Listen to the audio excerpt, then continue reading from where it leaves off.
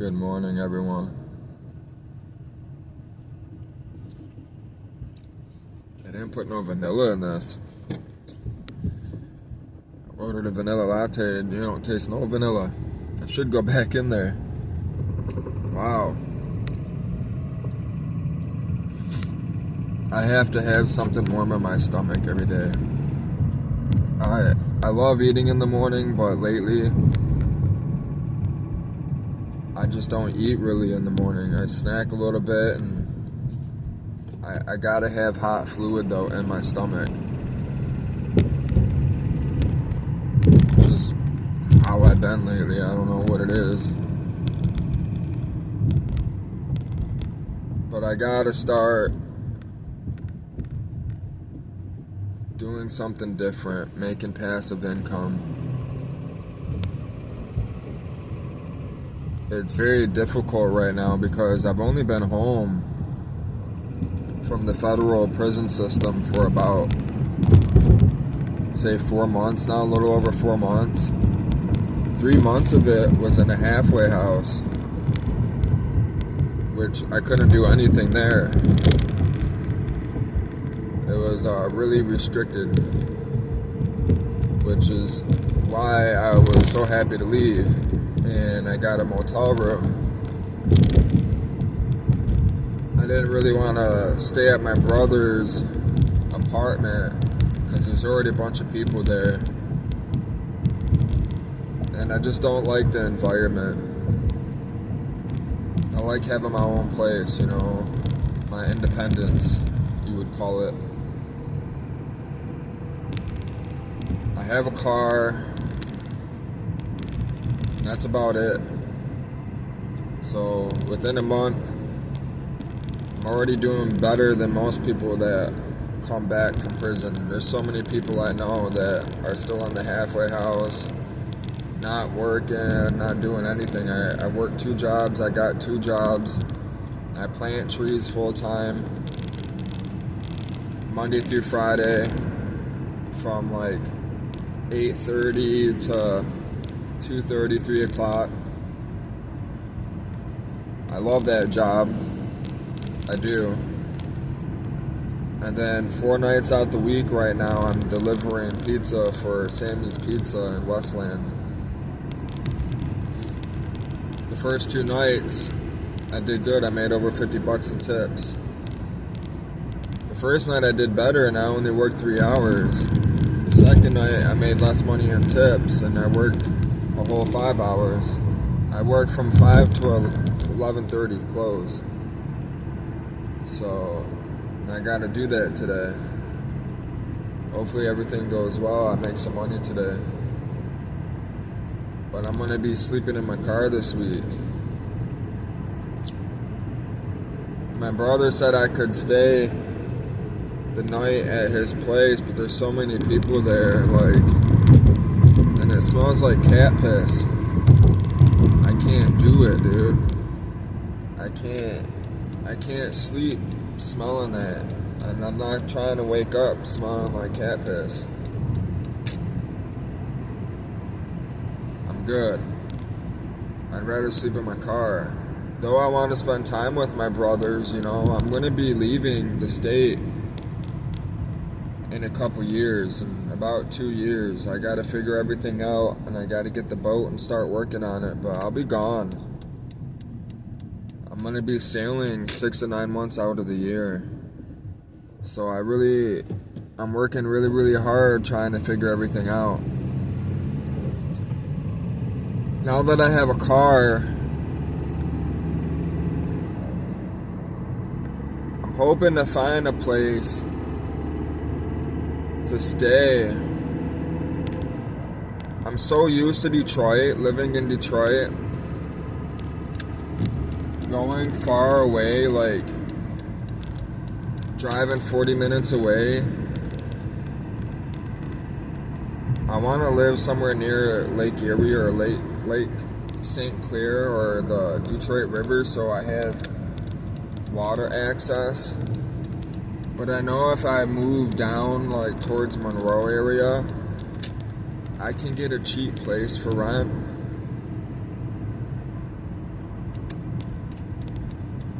and I can get to work in a decent time. Like, I'd still have to leave a little early, but I'm only 40 minutes away, and this car gets good gas mileage, so I could do it. It's just, do I want to? Living out that far, living that way, I don't know if I'm comfortable living that far away from the city without a truck. You know, if I get a good bad snow or anything like that, I'm not getting to work. I mean, this car's front wheel drive, it will get through the snow pretty good. Especially if there's good tires on it, you know, but if we have any bad snows or really, really bad weather,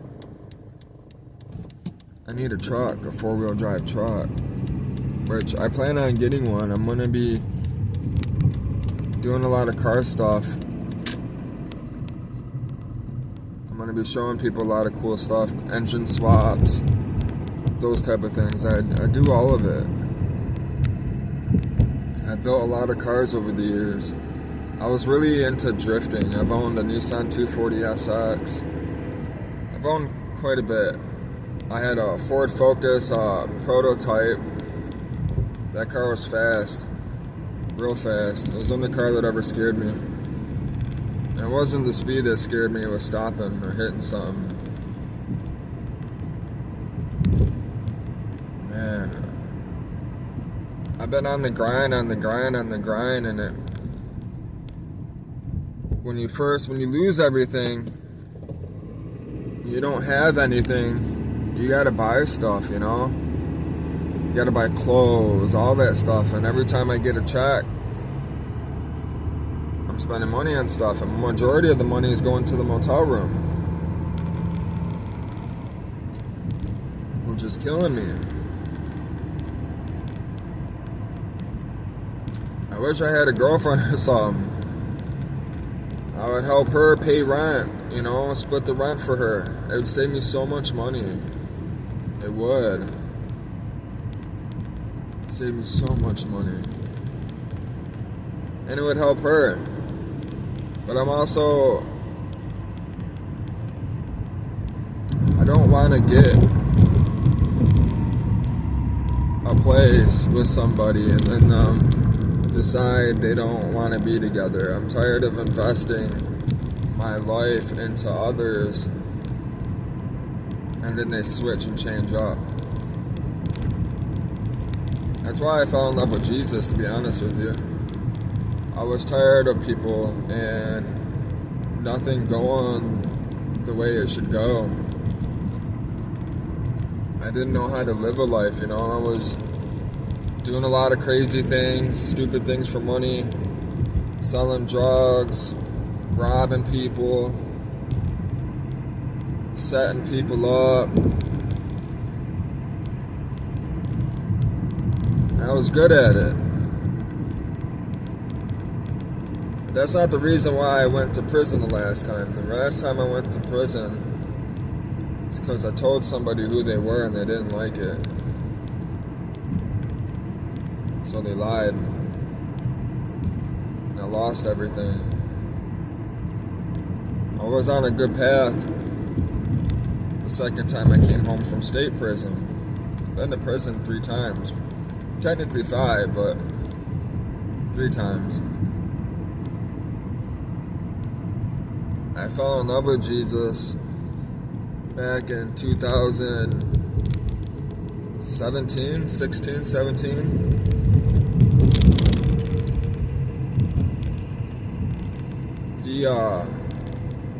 I had no hope. I was fucked up. He rekindled that spirit in my heart. All because of what I seen.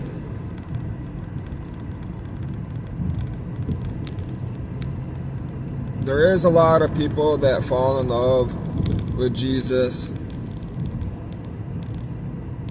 that are learning how to express God's character, and it comes off as they're stuck up, those type of things. So a lot of people, you know, they come up with whatever reason that they can to not believe in Jesus or do the right thing. They still want to live that life that they believe is the right way to live, which is fine. There's nothing wrong with it. But when you hit a low point so many times in your life and you realize, like, I can't do this. Everything I do, I burn it to the ground. You find hope in Him. And the main reason I've spoke about in other videos is the main reason why I fell in love with Jesus. It's a few individuals, but mostly it was because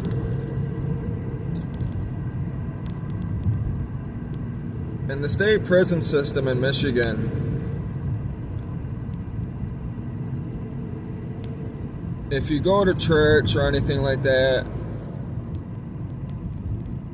you pay attention.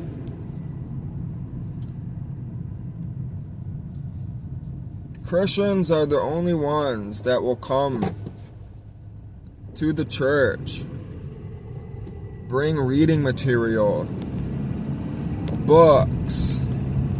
Every year at Christmas they have a little thing, they come in and they'll donate like a bunch of stuff, so like buy your kids presents while you're in prison. And they don't ask for any money. They don't. There was a gentleman that would come and speak from Canada. He would drive 3 hours, cross the bridge, drive another 2 hours to the prison just to speak for 1 hour to maybe 5-10 of us, and then leave. And he would come back and do it all the time, and he didn't get paid for that. It really, really blew my mind how they become servants when you fall in love with Jesus, because you understand something. You understand what your purpose is on this earth. But if you look at like any Muslims, they never came in. They never brought books or reading material or things you can draw in or anything like that. In the feds they came, but they didn't bring anything. And they were really, even in the feds, unless you were like black or Muslim, you could get a caring Muslim that would tell you, yeah, come to prayer. But it was very rare. And you might get every once in a while, you get a black person that is really open-hearted, you know, has, you know, a caring person that wants you to come, you know, trying to push it on you. But even if you came, all the other black Muslims and other Muslims, they weren't with it. And the only reason why the Muslim, they had such a big thing going on in the feds with Muslims is because it's a gang. The Muslims hide like all the sexual predators. If you're black and you're like a sexual predator in there and stuff, you don't have a car. They call it, it's a gang, but they call it a car. If you don't have a car to ride with and stuff, you can't even be on the yard. And you're supposed to show your papers and all that stuff. So a lot of the blacks that have snitched or raped somebody or many other myriad of fucked up things, they hide under it. Which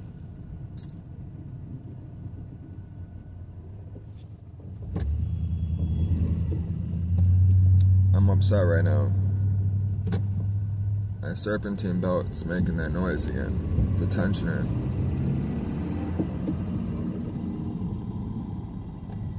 I have the new one. I couldn't get the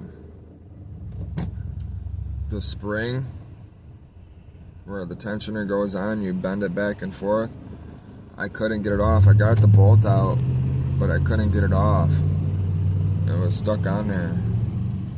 And I was so cold last night, tired from planting trees, then changing the back shocks. There was a washer that was on the bearing. It was making a lot of noise, so I took it off. I could get the wheel off, and I was going to replace the wheel, but I couldn't get the wheel off the new part. I just wanted to replace the wheel because the spring is fine. I couldn't get it off anyways. I could only get the wheel off, the pulley. But the new part that I got, the whole assembly, I couldn't get the nut off to get the brand new pulley off the wheel with the bearing in it. I gotta have an impact. That's the only way I'm gonna get it off is with an impact. So now I gotta go to work, pull that part out and see if one of these guys can help me get it off.